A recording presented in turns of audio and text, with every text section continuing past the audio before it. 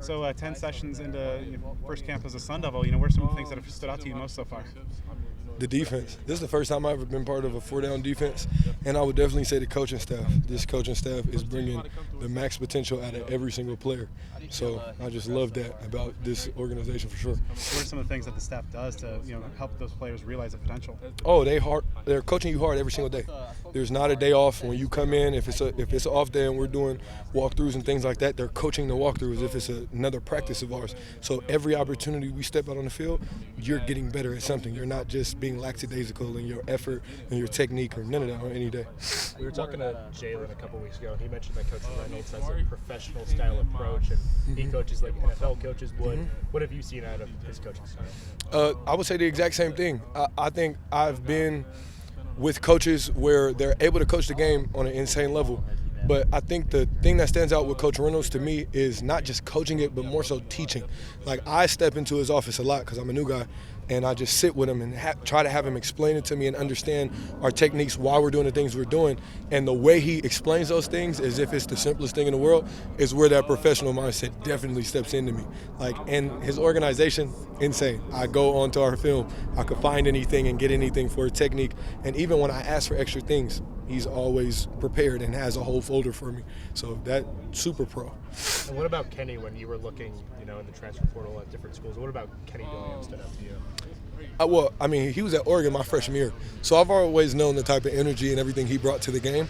But the main thing that stood out was that, you meet a lot of head coaches. Everybody has their own unique personalities. I love his personality because as much as he's pushing us to be great every day, you can tell within himself he wants to be great at what he's doing every day. And he's instilling great things in us, always being early. So all of his principles that he had for the team before I got here, when I was able to get introduced to those things and be able to look into it again, I was like, this is a no-brainer for me. Why was Arizona State the right place for you when you hopped in the portal and was looking for your next spot? Oh, exactly what I said. The right people in the right time for sure. And they gave me a blessing of an opportunity. I was overly grateful and thankful for that. But when I'm looking into the opportunity, and the opportunity is Kenny Dillingham and Devilsdigest Reynolds and Coach Amy, and it's like, what else am I supposed to do? In my opinion, there was nothing or no one better and not because of the resumes. I think a lot of people will talk resumes. The resumes were great. Of course they were. They fill out. But at the same time, because of the individual people that they are, when you just talk to them in the recruitment process, you get a fast understanding of what they want out of you and what they'll build you to be. Now that you've been working with some of these guys in that D-line room, a lot of new faces, a lot of newcomer or returners as well. What are some of the things that really kind of jump out to you most about the collective group? The connection in the room. This is my second time being a new guy at a school, and I didn't know how it would go yet again because you just never know. You're always walking into a room new, and you don't know if you guys are going to be tight or not. As soon as I walk in, we're all tight. I figure out the guys love to go bowling. I'm a bowler myself. So we just are connecting in different areas and finding ways to hang out and do things. And that connection also matters so much in what I've realized here, because every time I decide to go out on the field and get some extra work, they decide to do the same. When they decide to go on the field and get some extra work, they let me come in and do the same. So that connection makes us grow each other on the field and then grow with each other off the field. And the best DNs out here, man. No, it's him. That's him. It's not me, it's him. Everyone's been talking so much about going bowling. What is it about that activity that's such like a team-building thing? Oh, I don't know about everybody else or it being team building. I just know we got our own bowling balls. We got the shoes. We serious about it. It gets real for us, for the D-line room. It gets serious. I got 4 bowling balls, pair of shoes. I got a couple wipes, because you got to keep the ball clean. But that's just what we love to do. It's our activity, and I thought I would be the only one. Then we all go bowling in the D-line room, and everybody bring their ball. Coach Amy bring his ball. I'm like, oh, okay, yeah. It got competitive in there. Got like football. And it seems like the tight end room also is big on bowling. And from what I've heard, Giggy might be the team champion at this point. Or how do you stack up? Whoa. Well, I'm going to keep it humble on here because I haven't seen Giggy. Giggy might be better than me. It's been a while since I've been going frequently. So Giggy might get me right now. I did hear he was pretty good. But have Giggy see me after we get done with spring ball, get a little bit more time, and right before fall camp in the summer, I'll do a little bowling with Giggy. We're gonna see. They said that Giggy can bowl around a 260. Is that? I don't know. You don't know? Yeah, everybody loves it. When you ask some people who like to bowl what their high is, they gonna say, "Oh, I'm a 250 guy." It's just a safe number. Now I need to see photo proof. I could show photo proof. I ain't got my phone. Don't ask. What's your highest? My high, see, that's what I'm saying. I just want to show y'all the picture. If I tell y'all, I'm gonna just sound like AJ, and then we all gonna be 260 bowlers. But it gets really competitive out there. You said bowling. How does that help you guys as a team, as a group in the D-line room?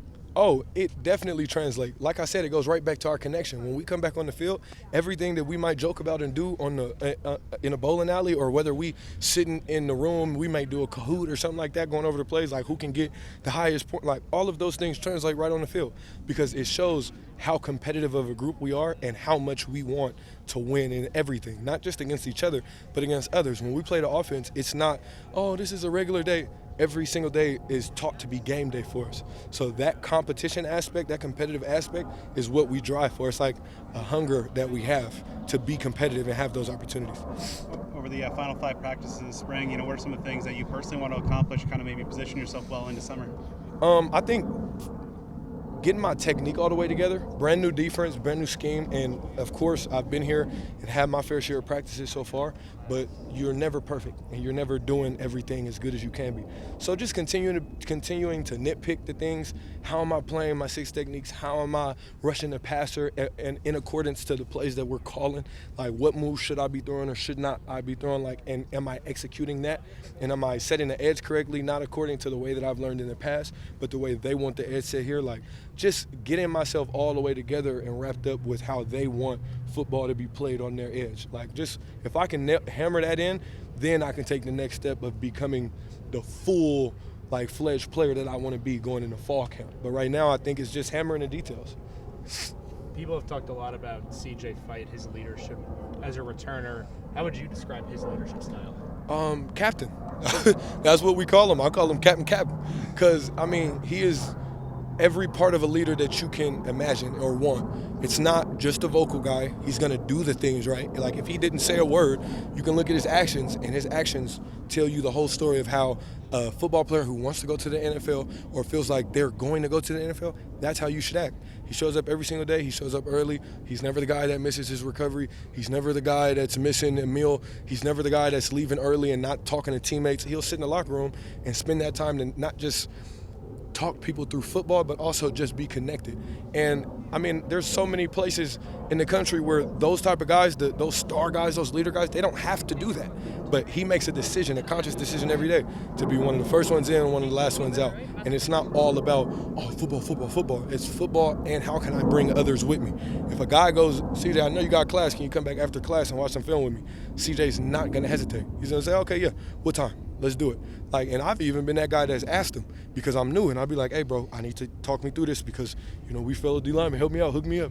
And he always is there to be able to be like, okay, so this is why we want to run this game like this. This is why they have you setting the edge like this because I'm doing my technique here. But he helps everybody else. But he is the literal example of what a leader should be in any place. He'd be one of the leaders anywhere. Awesome. I appreciate your time. Thank you very much. Thank you. Best of luck moving forward.